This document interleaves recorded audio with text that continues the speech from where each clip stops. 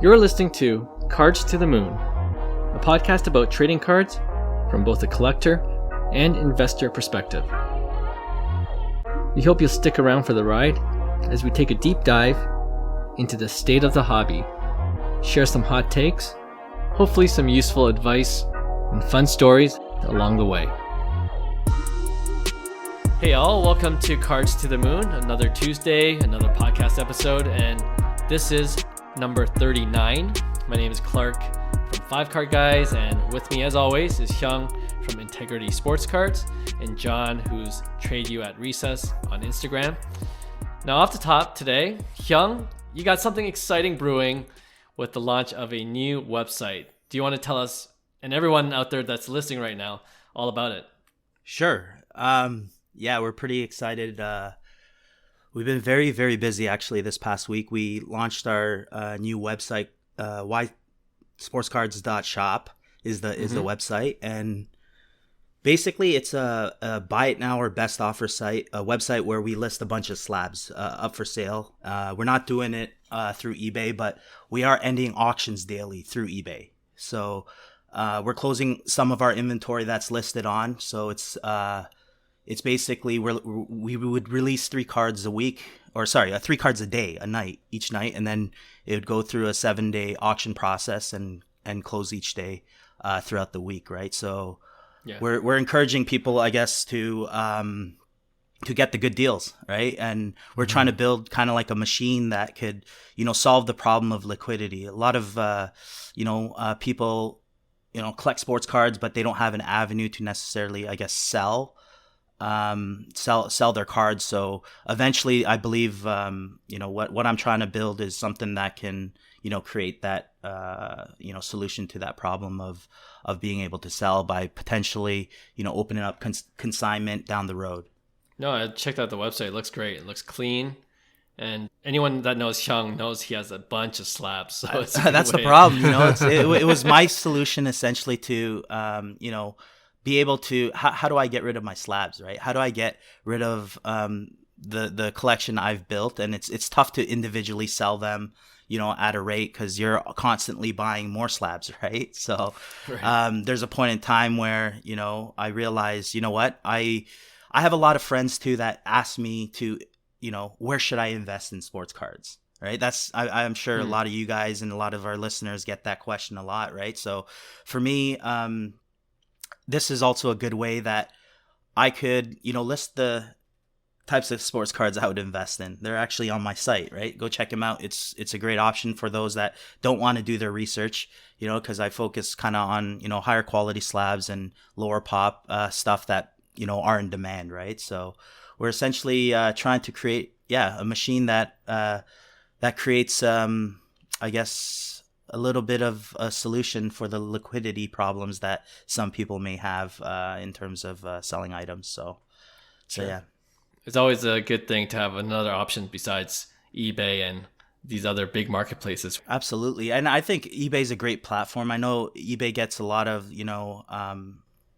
heat for their fees, but rightfully so. Like at the end of the day, they're bringing you an audience that's unparalleled to any platform out there, right? So with any sales in any industry or product, there's going to be a commission, and I see eBay as a commission. They're bringing me, all the the potential buyers, right? So for me, I think a lot of sports card collectors who use eBay can potentially, look outside as well and be able to use like my slabs, eBay, Facebook, maybe a little custom website that kind of ties everything together and makes it kind of work all in one. And that's essentially what I did kind of with my inventory, just, a little bit of thinking, a lot of time thinking actually, how it could be sustainable and obviously with intention, right? If you're always, seeking out that, solution to that problem that, that you need to kind of find, I think you'll always find a way to be in business, right? So, I mean, that's what Integrity Sports Cards is all about, is making that transaction very easy, very pleasant, and quick. Where we want them to come back essentially. So yeah, we're building it now. We're building also our studio. It'll be a physical studio. It is a private studio. It's not a retail front, but we'll have a digital showroom where we're gonna pump out content every day now as well, right? So we're listing slabs on a daily basis, closing out daily. We'll have a lot of content pertaining to what we do, including like stuff like grading, the whole process, reveals.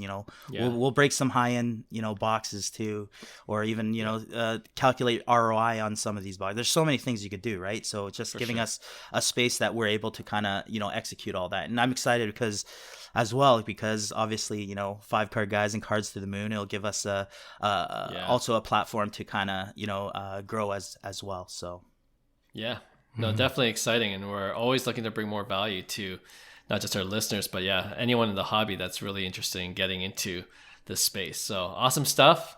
Everyone go check out the store online right now at Y Sports Cards, the letter Y, sportscards.shop for some excellent deals. And there's a link to his eBay store right on the site as well. Yeah, if you go to there's a Linktree site or Linktree link on our bio. You just click there, and everything is connected with our daily auctions and all our buy it nows and best offers on our slabs. Sweet. Nice. Okay, cool.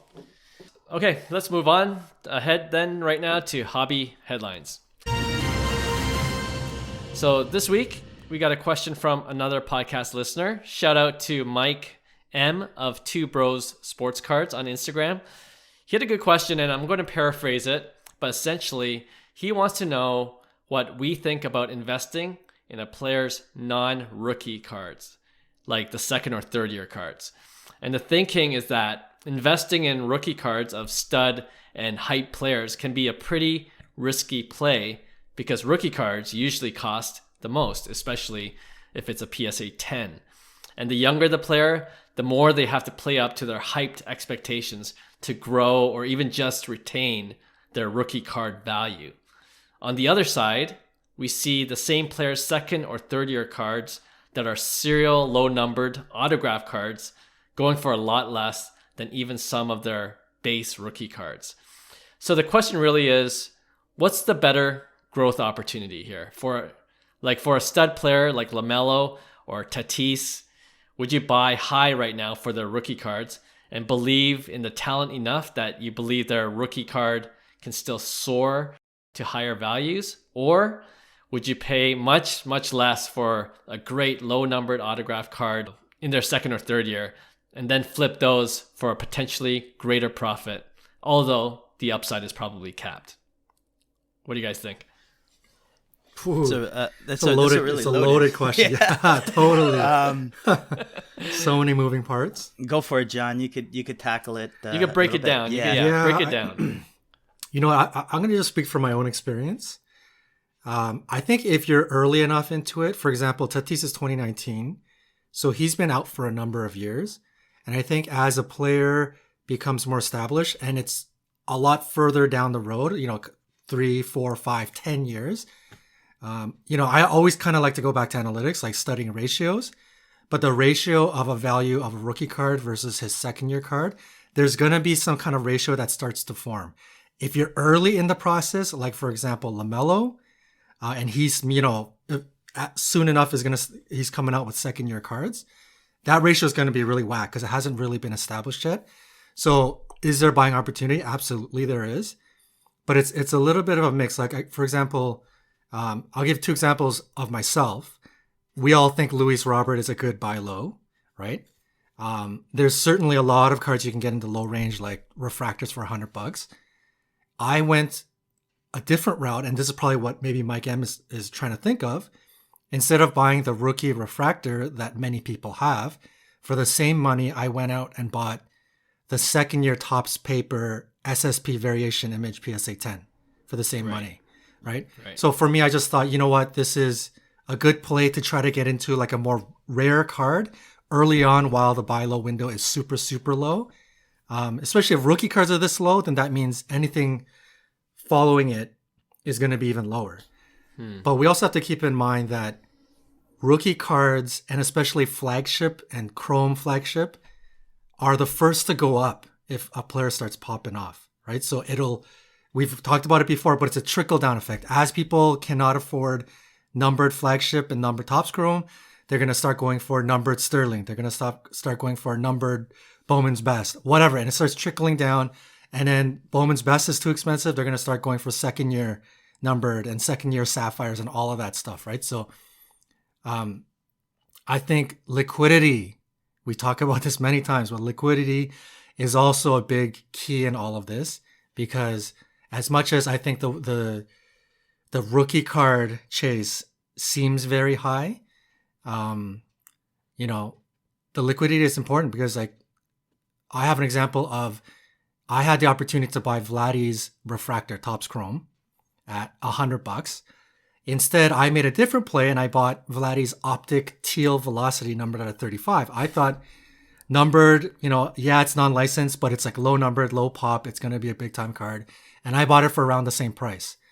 Fast forward when Vladdy was popping off, refractor is going for $500 US. And then the teal is low enough. I think it's pop too. So I don't see them in existence. But a numbered out of 99 optic went for $400 US. So in my mind, I'm like, hey, I think my teal velocity is worth $750 US, because the red velocity at 99 went for 400. So in my mind, okay, I made the better play here. I spent $100 instead of the refractor and I bought the optic, and I think it's worth $750 instead of $500. It's the better play. Guess what? I go into the open market to try to sell my teal velocity at $750. Nobody is touching it. Like listed for, you know, Vladdy's hitting like 40 home runs, you know, with the triple crown, you know, in is set in his eyes, and still nobody's touching that card. Like Hyung knows, we listed it together. There's like no offers, nothing, right? So that's, the liquidity also becomes important too. As much as you feel like you're gonna multiply your X in different cards, bottom line is still people look for that flagship rookie, right? So that's another thing to kind of weigh in all this. I feel like I have more to say because it's such a loaded question, but I've spoken enough for the time being. I'll let you guys weigh in. That's good. No, that's good. And another lesson is stay away from teal. Yeah. Stay away from non-licensed. Non-licensed. I don't think it's a bad long-term play though, you know, and that's it's not. Yeah, it's what the Sure. like even the second year, third year cards. I don't think it's a bad play early if you don't mind doing it long term. I've done it with Soto, for instance. There was a point in time where I'm like, screw this. I'm done trying to find a Soto because prices are so ridiculous. They're overpriced. Right. No matter how good Soto is, it's one of those things where it's overpriced but underpriced, right? And that's what everybody feels the same way. It's like, holy crap, Soto's so expensive. And the other option was I ended up getting the Independence Day second year Soto, a PSA 10, which is a pop one. Right. For the time, it was like $900, right? So obviously, there's no comp since because it's a pop one. But for me, that was a no brainer because I'm thinking, 10 years down the road potentially. Obviously, if the flip opportunity comes the way, I'm gonna assess it and weigh my options out at that point. But I love it. I love that card. That's probably one of the nicest cards that I've ever seen, just in terms of eye appeal, right? So for me, I think they're super underrated plays, right? But then John hit it on the nail. It depends on what your play is, right? If you need that cash to move into other slabs, then there's a reason I think flagship is popular, right? Is because you have that option to cash out. But in terms of PSA 10s, I think a lot of athletes are overpriced, right? And the smarter plays is finding those alternatives, right? But that's the thing is with everything, it's a trickle down effect. And, in this day and age, I keep on saying we live in a digital era. Whatever's relevant in society becomes very, very relevant in our markets, let's say. Right. So, and this is why there has to be corrections all the time because a new drop happens or, let's just say Tatis goes off and his PSA 10s are ridiculous. They're more, I hear this all the time. They're more expensive than you hear on the Bowman side. A player has never, ever even played a major league game yet. He's selling for more than a rookie. right? Obviously, that's logic thinking, right? To any logic, it's like, how does that make sense? Unfortunately, that's not the way the markets work, right? So to me, it's all about what the market believes in as well. So you have to always respect that. And there's so many times I got burnt personally by saying, you know what, this is stupid. This is the right play is going like a certain way, somewhere different. Nobody's looking here. And yeah, it's cheap, but that play might be in play 3-4 years as opposed to in 3-4 months, right? So that's the only thing. That's the market and reality that we're kind of living in, right? So obviously it changes every day, and that's why I love the underrated plays like the second year cards, because one day, well, you could even take a look at LeBron, any GOAT, Mike Trout. It's more apparent, I'd say, in football, in basketball. So your LeBron and Brady second year chromes, gold refractors. Wow, like you could get those for cheap, like a Soto right now, and then hold on for 10-15 years, and then wow, right? But that's the problem. It's the day trading again that comes into play, and it's the everyday prices that we kind of like look at, right? So yeah, like history will tell itself and it'll repeat itself. On the GOAT guys, you have so much buying opportunity if it's not on the rookie side. You have other, even inserts, with kabooms and, downtowns coming more and more popular. There's a lot more options than just that typical rookie card, right? So yeah, I'm all for all those plays. I think they're smart, and depending on if you need the money right away, because that's the only problem. You're probably not going to see a lot of volatility in those second year cards in the immediate, now, sure. But they could be great deals if they're lower pop and you just kind of forget about it and enjoy it. Right. Yeah. Yeah. I think if you're going to go for non-rookie card years, if you can't find a liquidity, because you're taking away the rookie factor and the liquidity, right? So if you're not going to do that, I think it's safest to try and target something else that's popular of all cards in general. Like Hyung mentioned, gold refractors. Like a Tatis second year gold refractor would be an awesome play. Independence Day paper, black paper, like things that are very highly desired regardless of the year. I think those would be, or like SSP variation photos. I think those are like great plays if you're not going to go for the rookie, because that parallel or that style is in such high demand. Color blast, kaboom.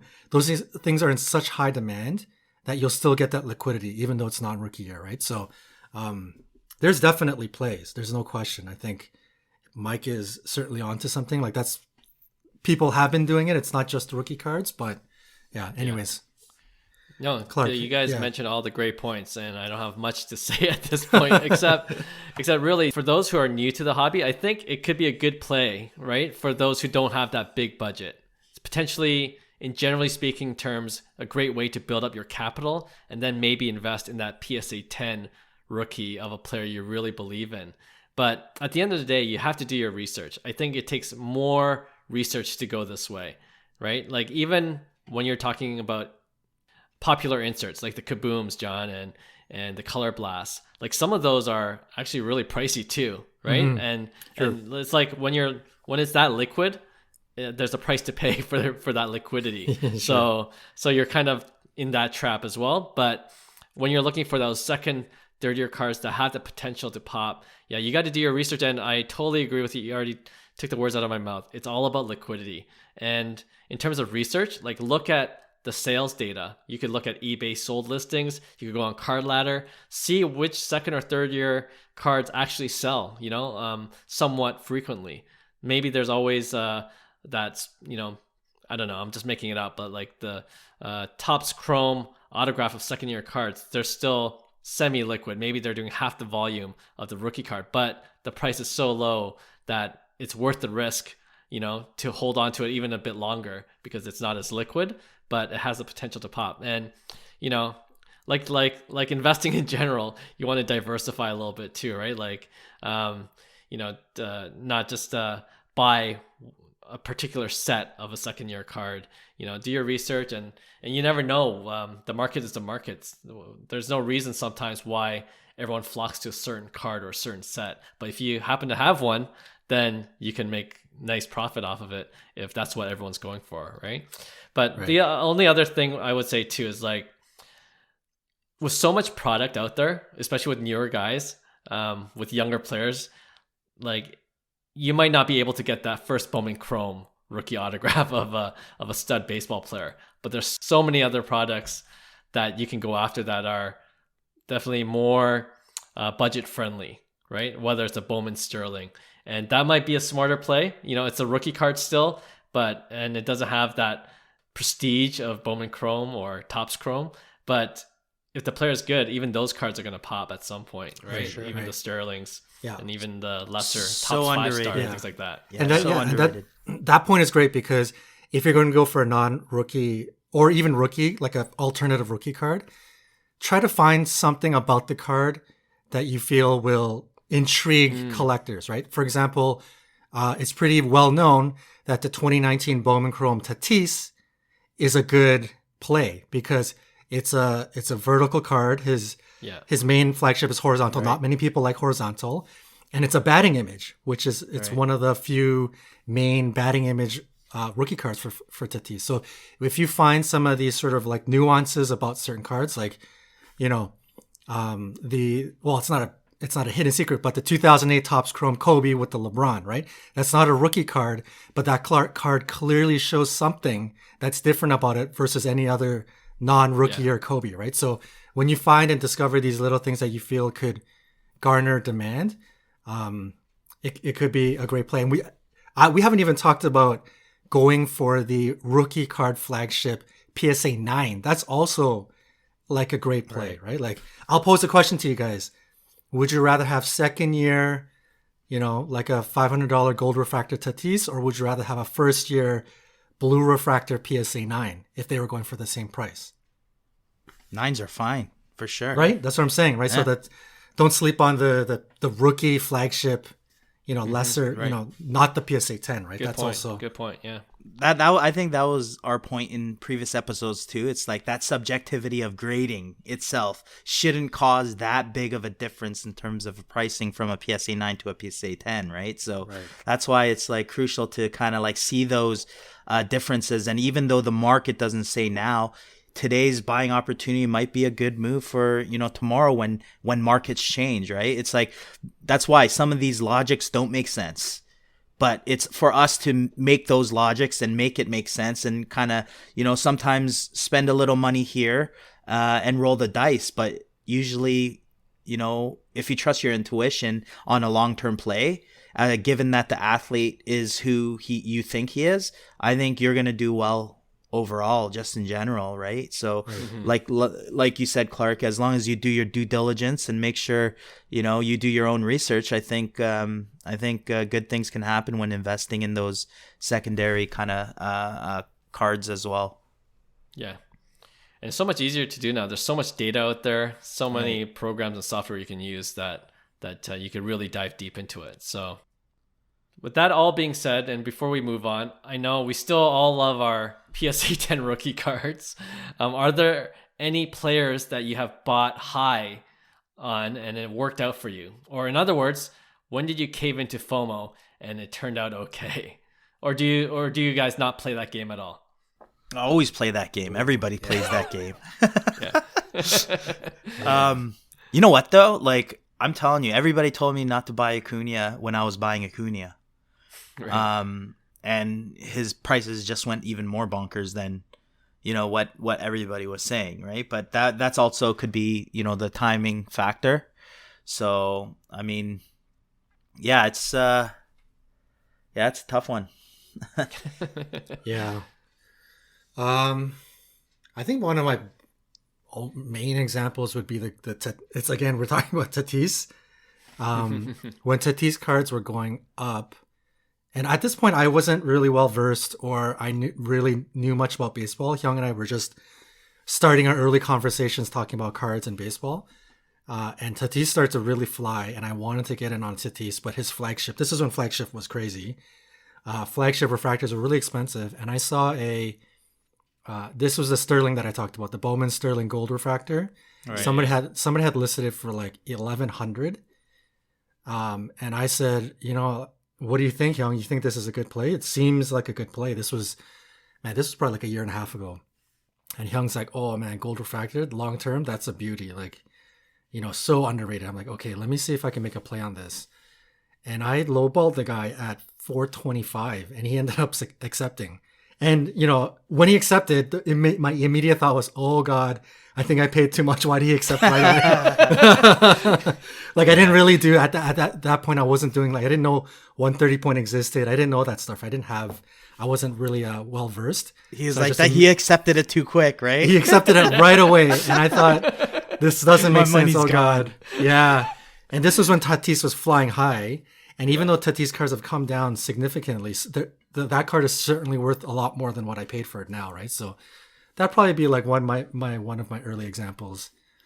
Everything else is probably an L. It's a dangerous game. Yeah, don't buy FOMO, man. Don't buy FOMO. Yeah, definitely don't buy FOMO. You'll be holding the bag. Yeah. But everybody does it. Yeah.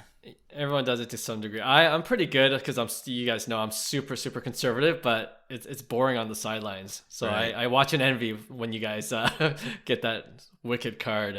But yeah, generally don't buy into FOMO. Yeah. A bad play. All right. Thanks, Mike, for the question. And we've been getting some good feedback lately from our podcast listeners. If you have a question or a topic you want us to discuss on a future show, please reach out to us and follow us on Instagram at Cards to the Moon, or you can contact me directly as well at 5cardguys. Okay, this next segment, we haven't done this in a while, so we're going to bring it back for this episode. It's called Fast 5. So what I'm going to do is list 5 players one by one, and you guys tell me if you would buy their card, hold their card if you have it already, or if you sell right now. Okay? And the first 3 are football players that just played in the Super Bowl. Congrats to the Los Angeles Rams. But now that the offseason has begun, I want to get your thoughts on some of these key players. Let's start with Joe Burrow. We saw his cards spike leading up to the Super Bowl, and not surprisingly, it's pulled back quite a bit after their Super Bowl loss. What are you doing with Joe Burrow? I'm selling. 100% selling. Yeah. Okay. Right now, I just feel like there's other buying opportunities, timing wise, right? I think football, the hangover's still there, and prices are still going to be high right now. And I think they're going to dip even more, especially someone like Joe Burrow, who's a young quarterback, and now he doesn't have a Super Bowl ring. So it's the same where he's been, really, maybe a little padded on his resume. So for me, it's a sell. Has nothing to do with his talent or his future, or if I believe him as a player. I just think that the timing is a perfect time where you still have some hype and believers of Joe Burrow, but I could already see the prices are gonna correct itself from that loss. So yeah. Mm-hmm. Yep, agreed. It's a sell, and it's nothing, again, just like Hyung said, nothing to do with Joe Burrow, the talent. I think everybody at this point has seen and witnessed what he can be, and I think that'll give a lot of buyers in the future tons of confidence to purchase Burrow and to purchase big Burrows. So timing wise, it's all about the timing. Even though his card has dipped a bit, I still think it's a sell. And if you really believe in Burrow and he's one of your favorite players, you can always get back into him in 1 or 2 months or 3 months or whenever you want. So I think it's a good time to sell. Yeah, it's going to be a sell sweep, especially with the super high-end cards. Like, that's dropping really quick, like the National Treasures, RPA. Yeah. I think on Card Ladder, it's like, it's going down. So I would try to sell those cards if you're lucky to have one of those high-end Burrow cards. But for the more common ones, like even a select, like a silver field level prism, I would wait to see how much it dips. If it dips below what it was before the amazing Super Bowl run for the Bengals, I'm looking to buy, especially cards like field level. And I think you'll have resistance there, and I think it's just that spike on the Super Bowl run is what needs to be corrected, right? So I think there's going to be a certain floor that it's not going to surpass, and you're right, Clark. Like you monitor that, floor and see when, when it drops, and if you think it's a good opportunity, buying opportunity, that's how you have to do it, right? And when you look at the charts and where you in the macro lens, when you bought that, you'll see that, oh, I actually bought this on the dip, right? Yeah. So that's what you essentially want to do. With it's the same with any market, right? So sure. And you know what? After the Super Bowl game, I don't know if you guys watched it, but I'm pretty bullish on Joe Burrow. The guy's got swag, confidence. Oh yeah, big time. First time at the Super Bowl, and it's so funny. Like when the game was over, like a lot of emotions. Like Joe Burrow had none. He's like, he looked like he's saying to himself, "I'm gonna be here again, no problem." Yeah. My career is just starting. Yeah. So every confidence in Burrow. Yeah, I'm sure that's how everyone else feels. That's why there's so much confidence in buying him, right? For sure. All right, how about the other side? Matthew Stafford got his first Super Bowl ring, destined for the Hall. What are you guys doing with his cards? Sell. Sell. I'm a sell, hold, and buy, if that makes sense. Okay. Explain. I mean, for me, it's a sell because you're getting that initial spike of press, and obviously a Super Bowl and potential future Hall of Famer. So you have all that kind of in play, right? So it's like, in long term, I think it might be a buy, but short term, his prices might be good enough where, hey, you might want to take profit, and Stafford might not exist, in 5-6 months, or people might forget about him, and it goes on, right? So that's the only thing. It's kind of like the Aaron Rodgers thing. Like how could you make sense that a Justin Herbert NT outsells like something like an Aaron Rodgers, right? So like it's the same thing where I see Stafford as well. But do I think long term he's a great play? I think potentially, yeah, because his cards are kind of cheap still, so it's not like they're crazy, right? So it all depends on where you are in the cycle, right? So but yeah, to make things more complicated, I'm gonna go with buy, sell, and hold.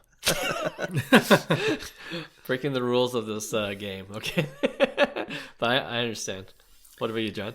So said. I like Matt. I like Matt Stafford. He was again like the one of the dark horse picks. Yeah, he's one of my picks. But the unfortunate part about Stafford, when you're just kind of looking at what just happened, normally when you win a Super Bowl championship, and I mentioned this, the only way Stafford has a new floor in his pricing, he has to win the Super Bowl. And it has happened. And I believe there probably is a new floor here. Now people are saying he's got one ring. He's on the trajectory to the Hall of Fame now. So there's a new floor. But I don't think that floor is that much higher. I could be wrong. I haven't checked prices as of today. But when the prices cool off in this offseason, I don't think it's going to be that much higher than what it was pre-Super Bowl. It's just going to be slightly higher. So I think you take advantage of that sell right now.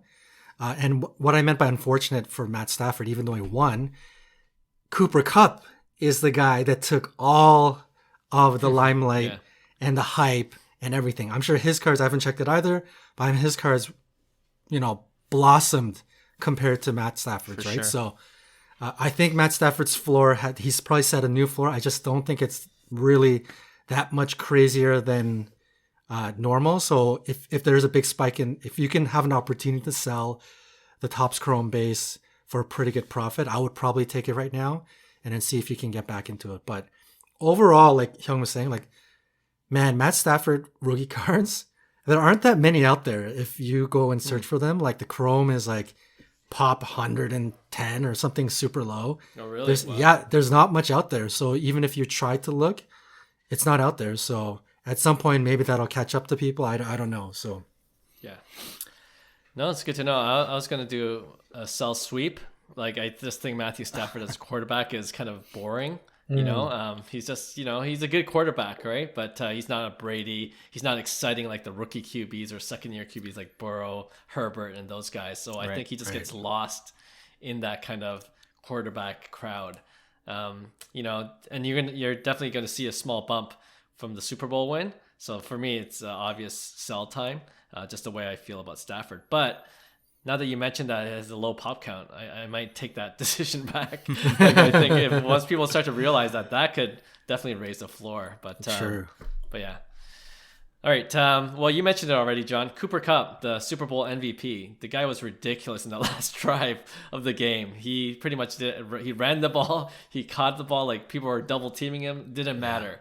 And Cooper Kupp. What about his cards? Wide receivers don't often get the same. They don't love get the as love. QBs. Yeah. They don't. Yeah. So what do you guys think? That's the only issue with Kupp. I mean, he was monstrous this whole year, right? So he was like offensive player of the year and stuff. So I think there is a spike in that, and I'm the same way. I'm a sell, unless you really love Cooper Kupp, right? As a player, then I'd say hold, right?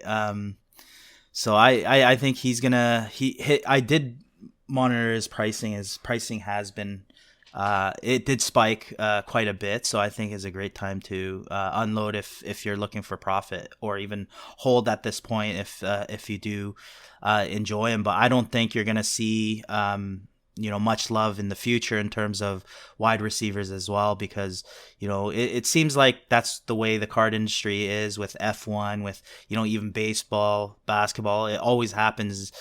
Some guy could score 20 points a game in basketball and he gets absolute no hobby love, right? Yeah, Cooper Kupp, he's a sell for me too. I think the spike is tasty enough to take profits right now. His style, man, it's there's a reason why people enjoy watching him. He's high energy. He goes in the dirty areas. He gets the job done. I think that is inviting a ton of risk and injury potentially. So I think if you can take the profit now, take it. If you happen to own a rare Cooper Kupp and he's your PC player, then obviously it's a hold for you. But in general terms, I think it's a sell. What I'm more curious about is like, we started collecting back in the day where, no secret there were a bunch of old heads. Like back in the day, I don't know when it changed, and maybe one day we'll have a football guy on here that can kind of explain the sports card progression.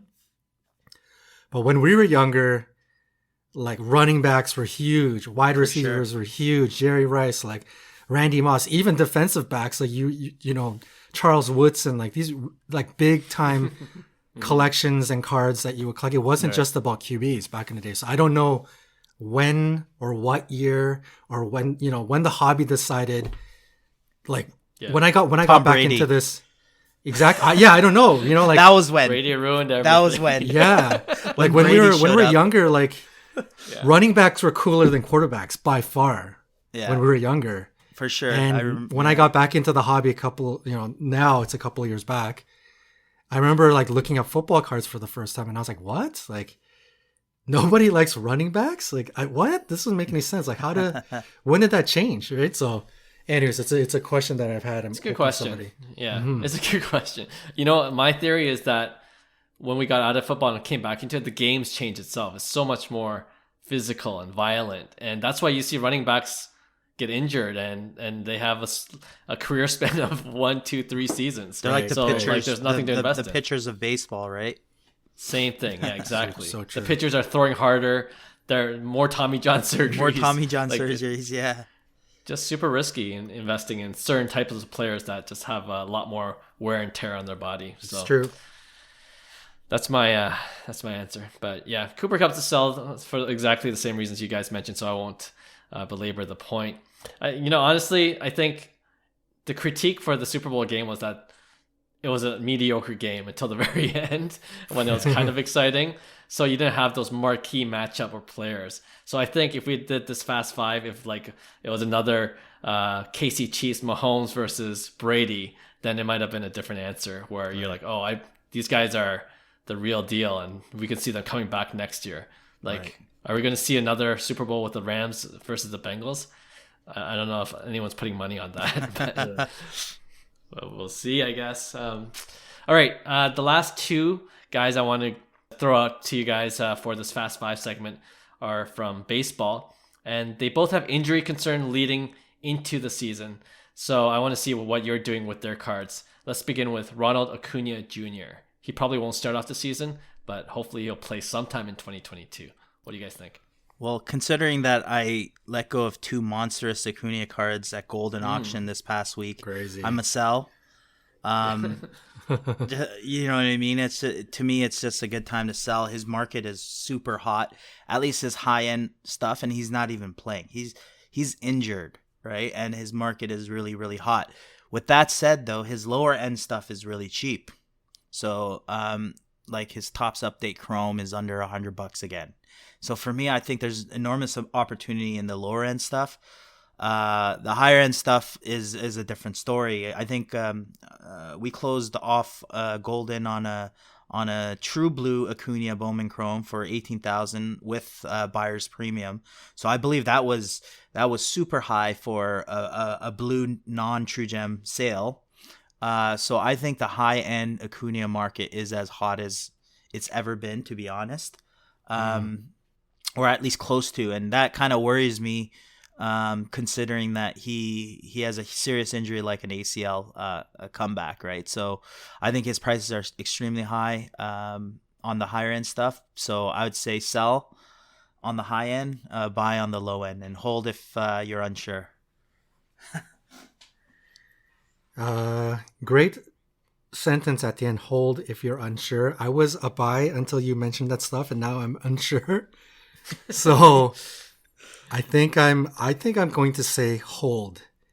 I think all the points that Hyung said are very accurate in terms of high end doing well, low end being super low, and in general the Acuna market still being fairly hot, even though when he first got injured till today, and now the season may or may not start on time, but we all have confidence that it's going to start, and obviously Acuna is one of the top names in baseball and in the collecting world. So his card's going to continue to kind of catch fire.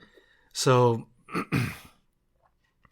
yeah, I'll say hold. I'll say hold because I know the reason why I say that because Acuna, people that are wanting to spend on Acuna, most of the time it's not, I want to go $80 on a base card. Like most people are thinking of spending some money on Acuna. So I think for me, I would hold to see what's about to happen, especially if it doesn't start the season. You know what happens when the hype of the season starts, and if somebody's not off to a good start, if they're not playing, they kind of get forgotten. Like that's exactly what happened to Soto last year. His card was going to the moon right before the season started. He was a slow out of the gates versus Tatis and Acuna, and Soto cards started dropping. So I think this is a situation, especially because of the injury, hold, and then you can make a decision about spending some bigger money on Acuna a little later.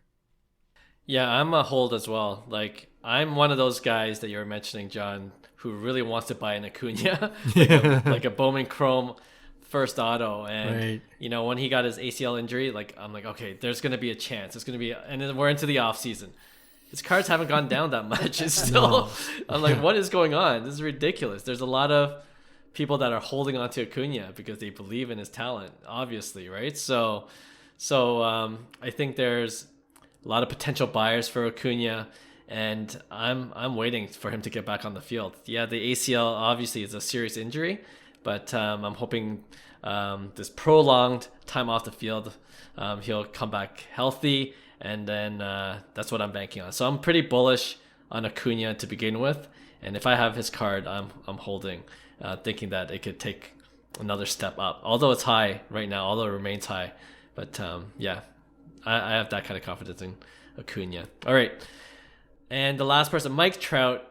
And it might be silly to bring out Mike Trout because I think we all agree he's a generational player, still number one in the league. But I think there was an article on ESPN Fantasy that questioned whether Mike Trout was washed at the age of 30, and a lot of people just criticized the actual article, in unbelief, like in disbelief, saying, Mike, you're talking about Mike Trout. He's still the number one player in the league, especially when he's healthy. But one true point is that he has been injured. Like on average, he's been playing just over 100 games for the last 3 seasons or so. So there is some injury concern, more of a prolonged injury concern than Acuna, who had this one big setback last year.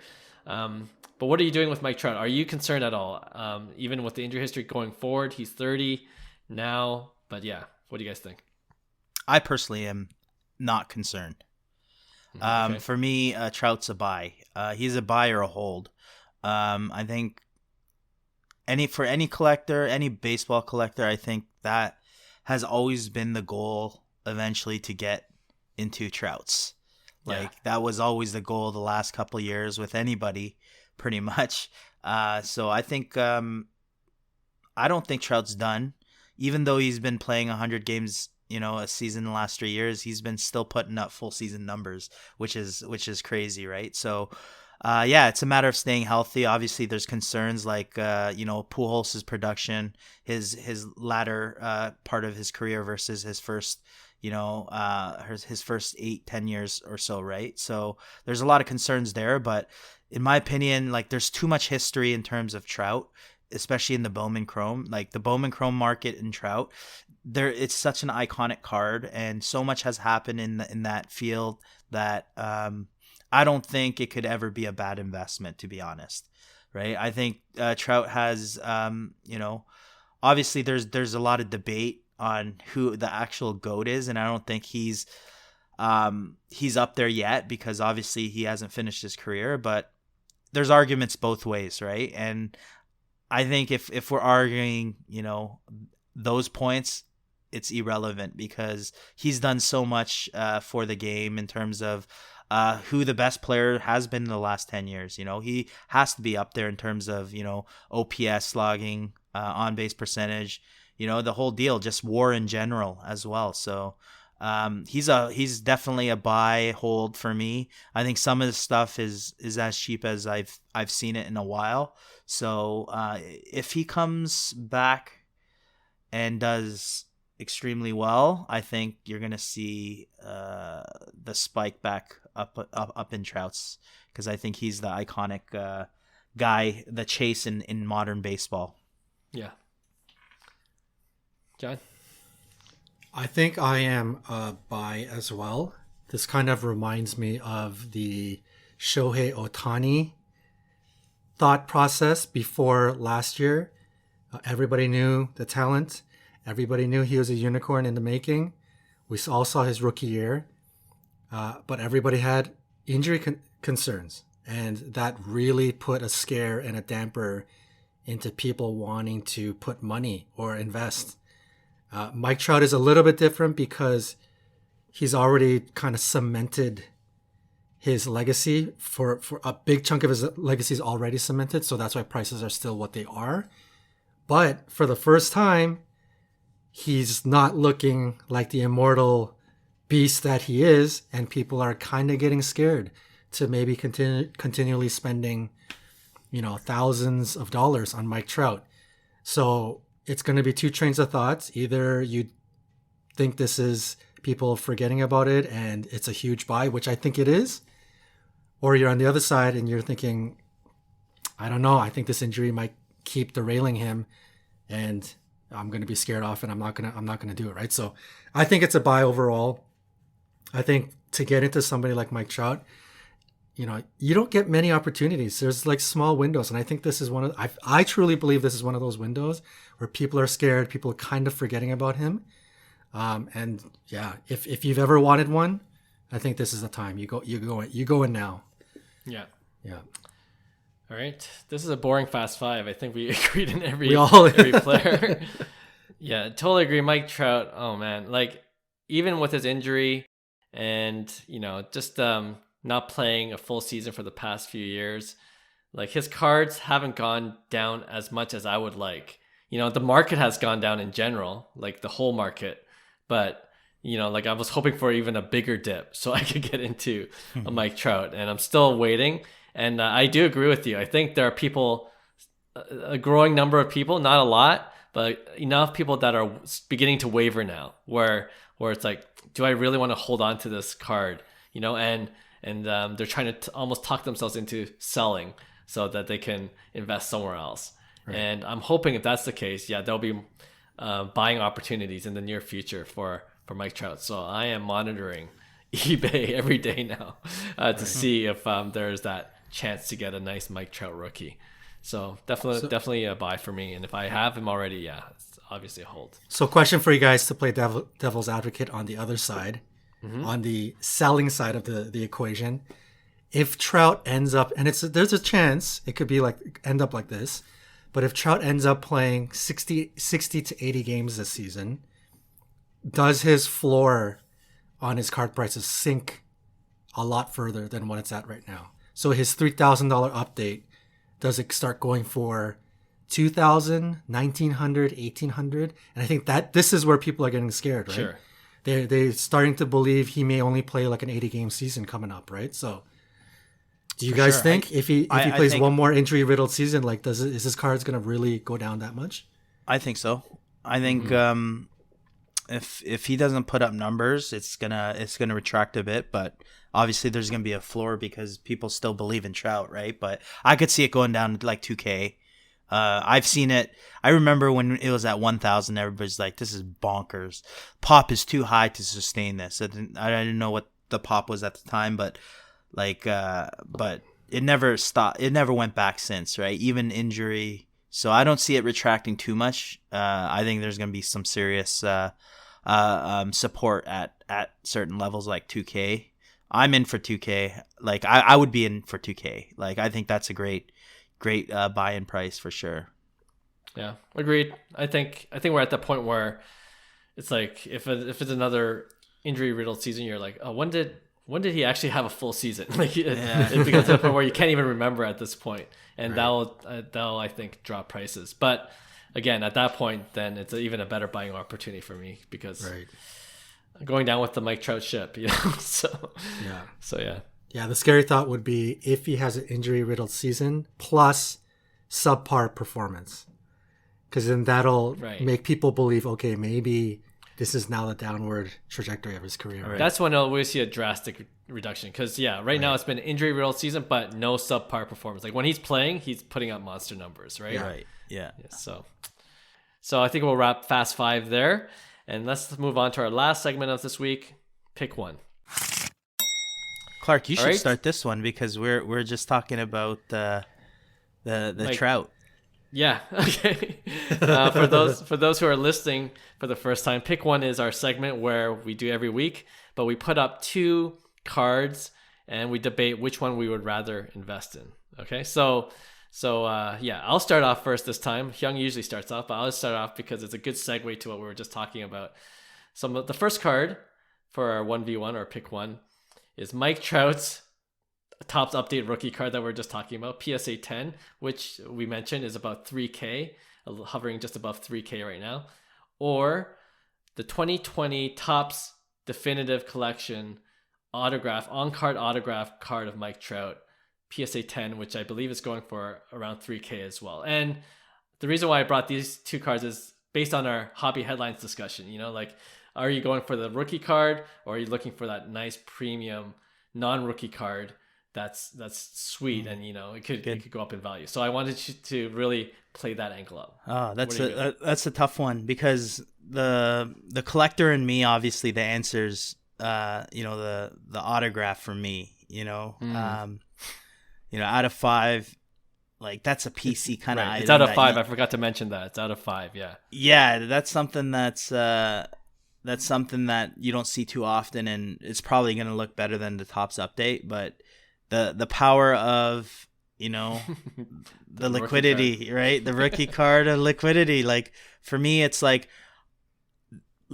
I could see Trout's cards going up while we won't know about the definitive, whether it goes up or not, because there's not enough comps. You're basically making the comp and the price of what you sell, right? So there could be a time when Trout's market goes up and it comes back down. And during that time, you could have taken profits and cashed out on profits with that PSA 10 Trout update rookie, as opposed to something that's more of a collection piece that you're going to keep and kind of enjoy, right? So the investment part of me wants to say the update PSA 10 is the way to go. But for me, if it's more of a, I want to enjoy this piece, it's going to be the autograph out of 5. I know I have to pick one. So since we're always talking about, at the end of the day, we're trying to make our attendees, we're going to go Mike Trout Topps Update PSA 10 I choose over the auto. Whoa. All right. Okay. when you asked the question, I actually thought it was Topps Dynasty. You guys know how I feel about Topps Dynasty. Right. I was like, oh yeah, Dynasty all the way. And then I looked at it carefully. I'm like, oh, it's definitive. Topps Definitive autograph. I don't know what that looks like. I'm assuming it looks pretty nice. Yeah, it's a thick stock and Yeah. what you would expect from a higher end card. Yeah. I'm gonna pick the definitive autograph out of 5. And when Why? you look at, okay, not only did base in general kind of have this new outlook on life in terms of hobby space, like people think base is like the enemy. Mike Trout base and other big GOAT bases might be a little bit different, but I think when you look even in long term, yes, it's iconic, and yes, it's iconic of one of the greatest players of all time. But even when you kind of study Topps Kobe or Topps LeBron with him in the white suit, right? Yes, that's also iconic. Yes, one of the greatest players of all time. But collecting is becoming, as people are spending more and more money and being comfortable spending more money in the hobby, it's a lot different than when we were young, when like $50 on one card used to be crazy. People are spending big time money now. And now people are getting their eye appeal, all of that stuff is becoming a lot different than in the past. So yes, it's iconic and it'll stay iconic.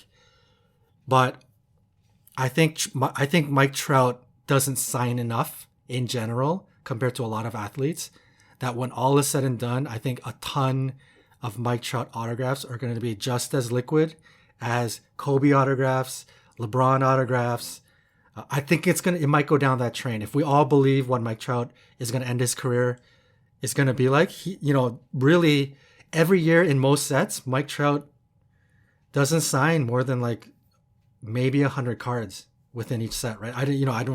There's no actual factual proof to that, but I just feel like Mike Trout doesn't sign as many cards as a lot of people. So I think when all is said and done, iconic players, and we're talking PSA 10 and numbered out of 5. Yeah, it's definitive, but I think there will be liquidity in this card. Maybe not right now. If you're looking for liquidity, like in the next 3 months, maybe not.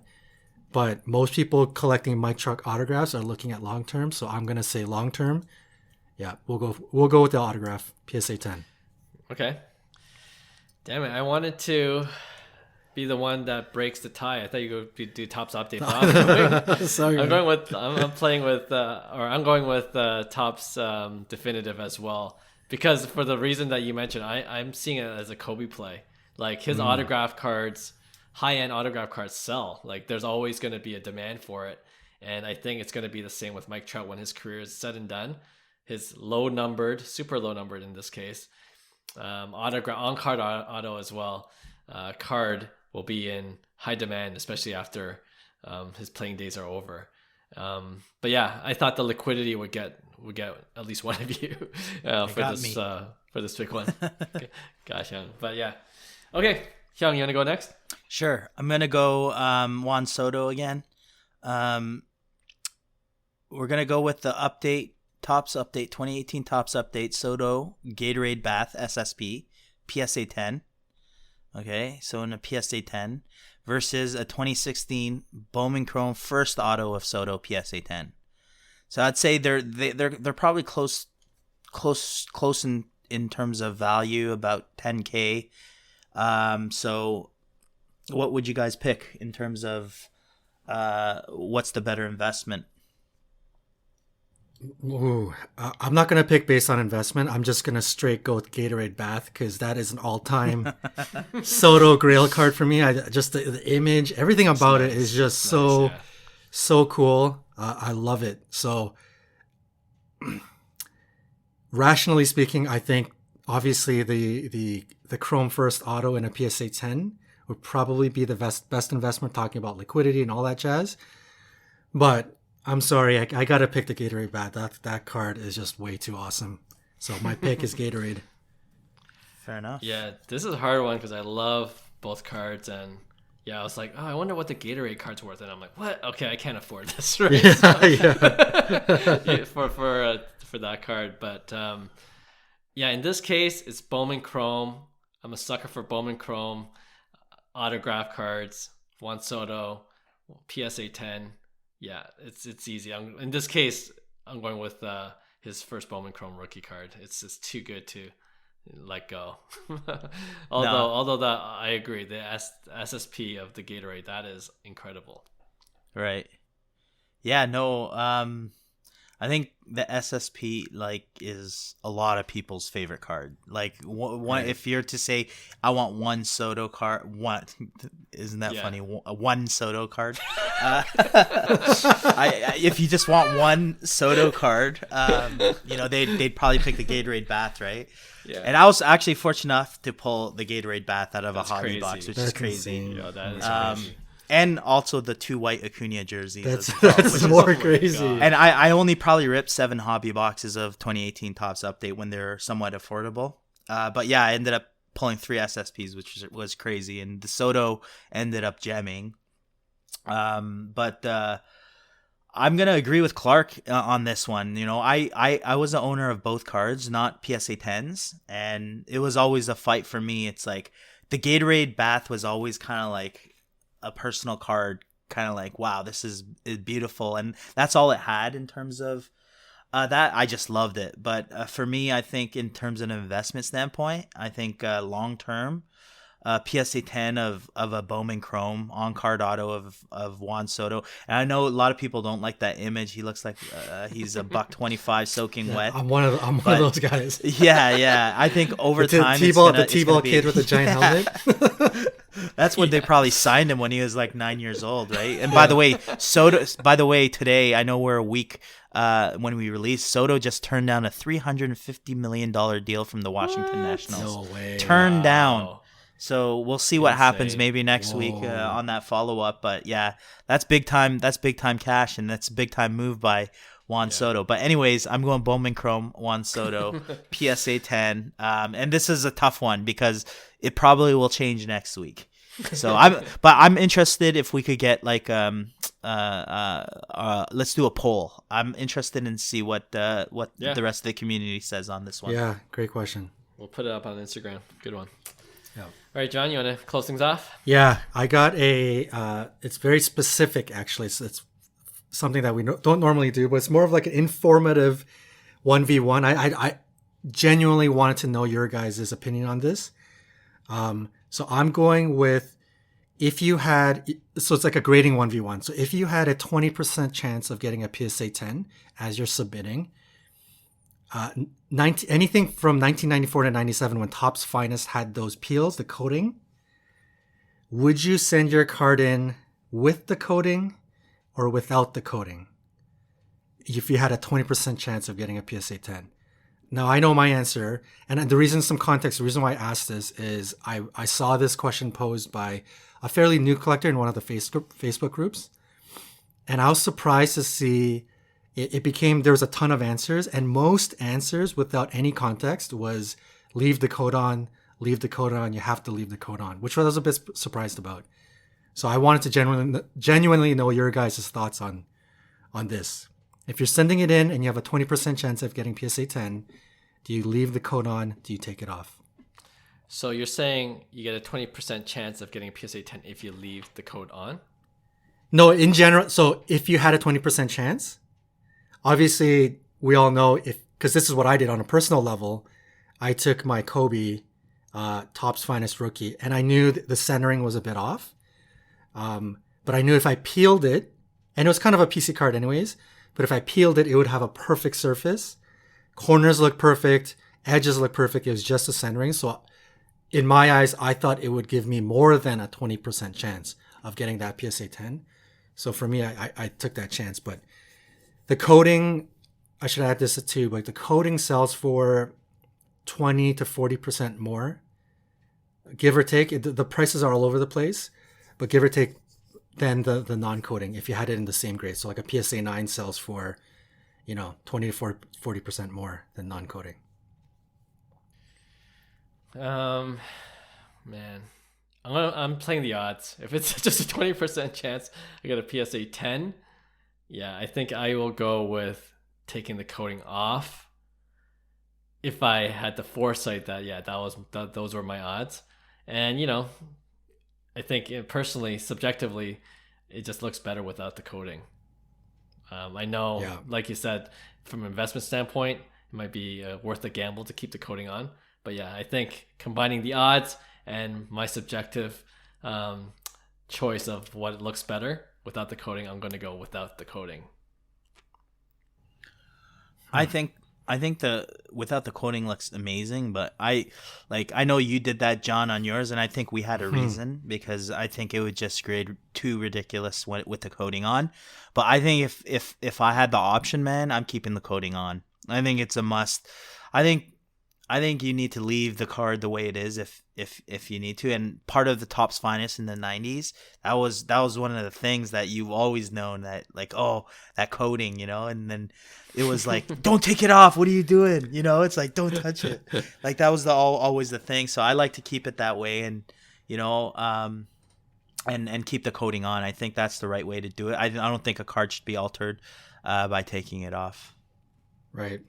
That makes sense. I think, all of the Topps Finest that I still have in my collection today, none of the coating is off. The Right. Kobe was the only one that I removed after 20 or 25 years. So Was it meant to sense. be taken off like when it was first released? Yeah, it was meant to be taken off. Like the cards, I guess they move around, they get scratched, surface gets scratched, Yeah. and then you peel it and it's nice and fresh. So, for me, is that really altered? Yeah, so that's that was my thing too, right? Because if you leave, I get it. I'm like that too. I like the pure original. I was one of those people that didn't like autographs on rookie cards back in the day, because you're altering the original rookie card, right? Even though Right. sounds like that's- insanity. I get You it. get the autograph from the player, but the Finest that's a tough one, because it comes with the card, but it was kind of meant to be peeled off. It even says on the coating like peel off after or whatever. So it's meant to be peeled off. And truth be told, when you take it off, the card looks amazing. So Like, good. oh my gosh, it's yeah. like 100 times better. It's like they've got this like foggy blur, and then the moment you take it off, it's just HD. It's like driving HD without windshield fluid. yeah. Just 4K HD TV, like it just looks amazing, right? But yeah, I think for this, there's a ton of. It's a little bit of a loaded question. Wasn't. There's a lot that goes behind it. So I think when you look, for me especially, when you look at some of the surfaces, you have to remember that these grading companies grade the coating surface, and a lot of them are nicked or scratched or bubbling, and they're going to grade on that, right? So if you think the coating doesn't look great and there's a scratch on the coating, that probably means you might get a PSA 8 or a 7. It's best to probably remove it and take it off. Now, if it was all even, on a personal level, if it's a PZ card, I think it'd be great to take it off. I think the card looks a lot better. But the funny thing is that when I first sent it in for grading, I mean, we didn't get our cards back not too long ago, but we sent it in like a year and a half ago. Everybody knows that story. But when I first sent it in, Topps Finest coating or non-coating was the exact same price. It just literally came down to preference. Fast forward 18 months later, and it looks like coating is starting to separate from non-coating. So I think that's why there's a lot of people going, no, keep that coating on. Maybe, without any context too. Maybe they believe even if it's scratched or bubbled a little bit, keep it on. So yeah, anyways, it was, I thought it was a little crazy. For me, it was like, no. If it's going to reduce your chances, you definitely take it off. But I wanted to hear your guys' opinion. All right. So what are you going with? Oh, sorry. Yeah. I would. For me, I would take it off. Oh, If you're getting a 20% chance at a PSA 10, we're not professional graders. We don't know how awesome that surface is. These companies, like especially PSA, I feel like they use some super microscope that some of these other companies don't use. I would definitely take it off, because when you take it off, that surface it's a PSA 10 surface guaranteed. So you might as well get a 10 on one of the subcategories, and I think that just improves your chances. So Okay. yeah. Yeah, it's a good one. When I first read your 1v1, I'm like, okay, John's got to explain this one for me. I follow it completely. I don't even know if I explained it correctly, but No, I get hopefully it, I the get it. listeners understand what I'm saying. All right, awesome. Okay, that's this is a long show today, but yeah, thanks guys for listening. We always appreciate our subscribers and followers. Again, if you haven't subscribed already, please do so wherever you listen to your podcast. You can follow us on Instagram at Cards to the Moon.